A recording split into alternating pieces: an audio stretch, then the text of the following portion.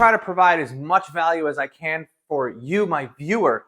That's not just a cool video or a semi-cool video every week. Over my years on this channel, I've been able to test a lot of parts, and some of them are great and some of them are crap, and I've been able to showcase which ones those are.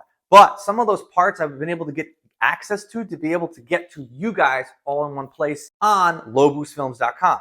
Today I'm going to show you the spark plug heat shields that I have on the E36 that are fantastic, and you guys can get them at a really good price on our website. Check it out. If you know turbo cars, and if you know my car, this thing gets hot, very, very hot, and I don't want to melt spark plug wires. So what I did was I got these awesome heat shields that go over it. And if you could see here, this spark plug wire is right on the header, and I've never melted one, not once.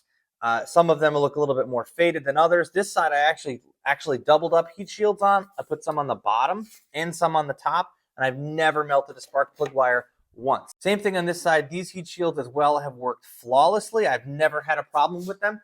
Not only do I have them on the E36, I have them on the Corvette as well, and the engine bay in that thing gets super, super hot because I'm on track.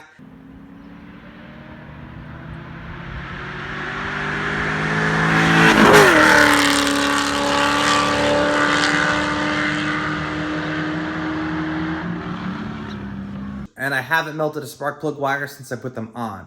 Definitely worth every penny. And they're not that expensive. You can get them right on our website. So make sure you guys check out lowboostfilms.com and check out some of the other stuff that we have on there too. Outside of just these plug shrouds, I got a bunch of other parts and merchandise that looks great, and a lot of stuff that we've reviewed also, like I said, on all of our cars to make sure that it's good and not crap. So thank you guys for watching. If you can't wait until next week's video, check out these videos that I already have ready to go.